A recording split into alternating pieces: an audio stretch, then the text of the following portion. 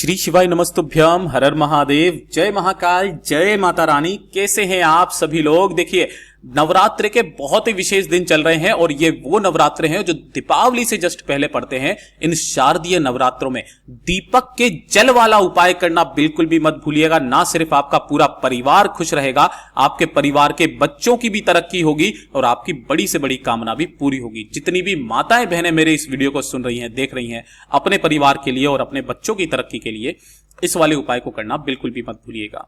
पूज्य गुरु जी की कथा से सुन करके और समझ करके संपूर्ण उपाय को बड़े ही आसान भाषा में आपको बताऊंगा, परंतु उससे पहले आप सबसे एक छोटी सी प्रार्थना। जो लोग पहली बार आए हैं, चैनल को सब्सक्राइब जरूर कीजिएगा और वीडियो को लाइक करके देव आदिदेव महादेव का कोई सा भी प्यारा नाम कमेंट बॉक्स में लिखना मत भूलिएगा। साथ ही साथ माता रानी की जय जरूर लिखिएगा। इस पूरे वीडियो में हम 3 महा उपायों के बारे में बात करेंगे जो कि आपकी अलग अलग कामना पूर्ति के लिए सिद्ध होंगे। तो ध्यान से सुनते चले जाना, समझने की कोशिश करना। सबसे पहले बात करते हैं पहले वाले उपाय की। देखिए, पहला वाला जो उपाय पूज्य गुरुजी ने कहा, दीपक के जल वाला उपाय। काफी सारे व्यक्तियों ने इसे गलत तरीके से इंटरप्रिटेट करके आपको उपाय को बताया, जिसका आपको कभी भी फल नहीं मिलेगा। पूज्य गुरुजी ने कहा, अगर आपके परिवार में कोई भी बच्चा है जो कि मंदबुद्धि है, मंदबुद्धि ना हो, पढ़ाई लिखाई में ध्यान नहीं देता है, पढ़ाई लिखाई में उसका बिल्कुल मन ही नहीं लगता है, आपकी बात नहीं मानता है, चिड़चिड़े स्वभाव का है ना। थोड़े थोड़े से बच्चे होते हैं, चिड़चिड़े स्वभाव के होते हैं, अपशब्द बोलते हैं, गलत रास्ते पर जा चुके हैं। तो उन बच्चों के लिए आपको यह पहला उपाय करना है।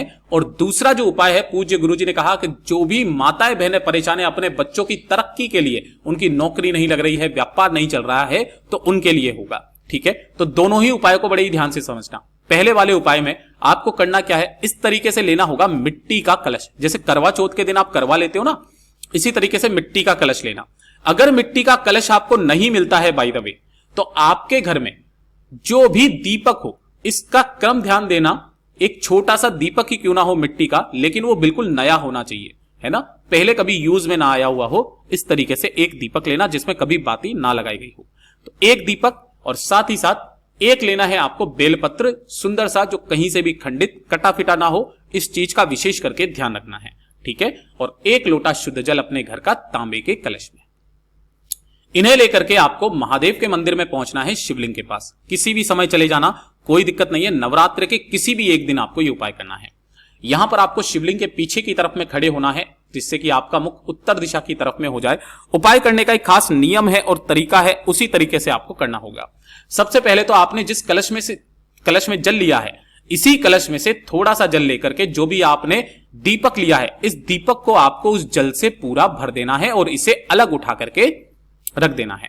बाकी का जो जल है इसी कलश का, उसे आपको शिवलिंग के ठीक ऊपर अपने बच्चे का नाम और गोत्र बोल करके तुमरुका महादेव के नाम से, किनके नाम से, तुमरुका महादेव के नाम से समर्पित कर देना। उस बच्चे के निमित्त उसकी माता, पिता, बहन कोई भी इस उपाय को कर सकता है। तुमरुका महादेव के नाम से 1 लोटा जल समर्पित कर देने के पश्चात अब आपको करना क्या है कि जो आपने यहां पर दीपक के अंदर जल निकाला है ना, इसी दीपक के जल को, है ना, इसी दीपक को उठाना है, अपने दाहिने हाथ की हथेली पर रखना है, अपने बच्चे का नाम, गोत्र और शारदीय नवरात्र की जिस तिथि को कर रहे हो उस तिथि को बोल करके इस दीपक के जल को आपको शिवलिंग पर एक विशेष स्थान होता है, माता अशोक सुंदरी का स्थान, ये वाला, इस स्थान पर आपको इस संपूर्ण दीपक के जल को क्या करना है, समर्पित करना है। समर्पित करके जितना भी जल जलाधारी से बहकर के नीचे की तरफ में गिरे, उसी दीपक में आपको चाहे थोड़ा सा ही गिरे, उसी जल को आपको वहां पर उसी दीपक में एकत्रित कर लेना है। एकत्रित करने के पश्चात इस दीपक को तो आपको साइड में रख देना है और जो एक बेलपत्र लिया है, इस एक बेलपत्र को शिवलिंग पर स्पर्श करा करके तुमरुका महादेव का नाम लेकर इसी वाले दीपक के अंदर डाल लेना। ठीक, और इसे लेकर के अपने घर पर पहुंच जाना।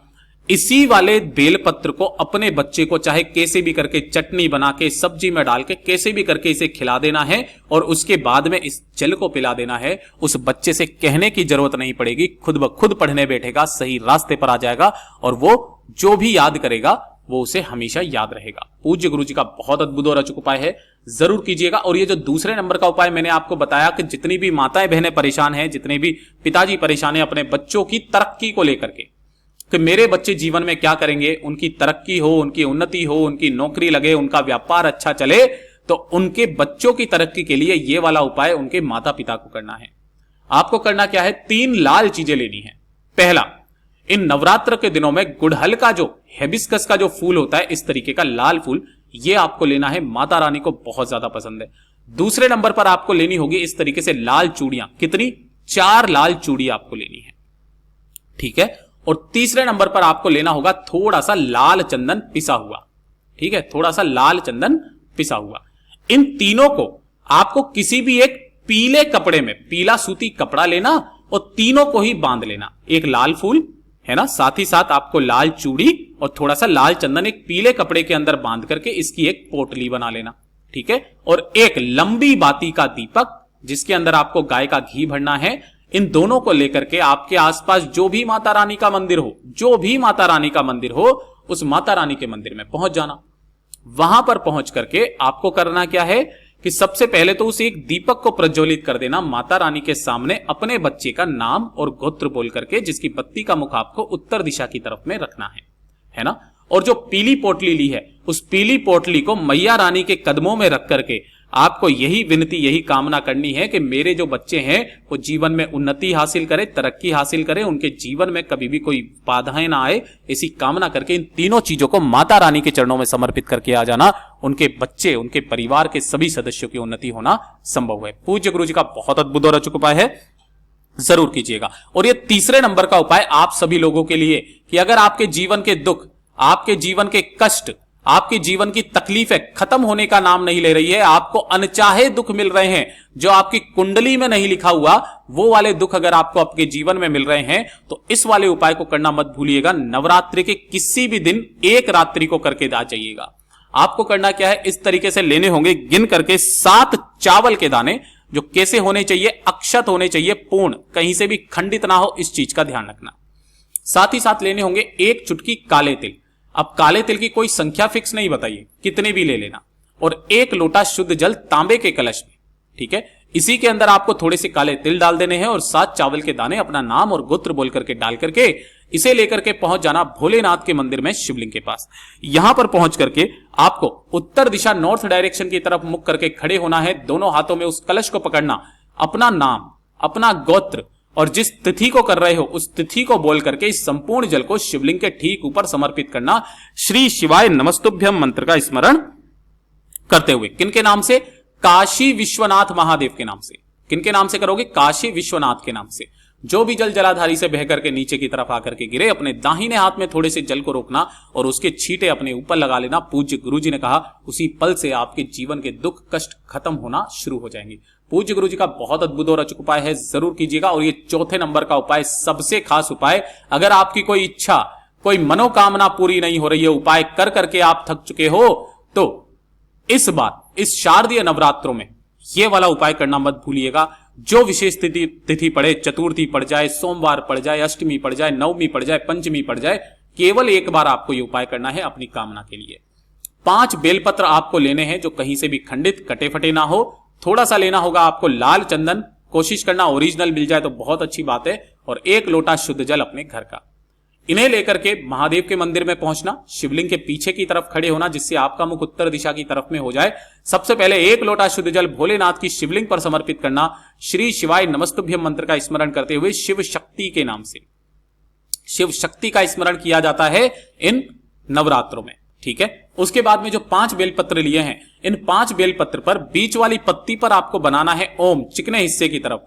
यहां पर आपको 1 बिंदी लगानी है मां जगदंबा के नाम की। किनके नाम की, मां जगदंबा के नाम की। और इस पर 1 बिंदी लगानी है भगवान रिद्धि सिद्धि गणेश के नाम की, ठीक है।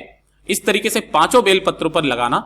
एक एक करके सभी बेलपत्रों को अपनी कामना कहते हुए आपको शिवलिंग पर ऐसे समर्पित करना है कि सभी की जो डंडी रहे वो अलग अलग दिशा में रहे। ध्यान से सुनिएगा, सभी की डंडियां अलग अलग दिशा में रहे, इस तरीके से आपको समर्पित कर देना है। समर्पित करके अपना दाहिना हाथ इसके ऊपर रख करके अपने हृदय की बात, अपनी मनोकामना बोल करके वापस घर की तरफ चले आ जाना। पूज्य गुरु जी ने कहा चाहे कितनी भी बड़ी आपकी कामना क्यों ना हो, पूरी जरूर होगी। पूज्य गुरु जी के सभी उपाय बहुत ही ज्यादा खास और अद्भुत है, जरूर कीजिएगा।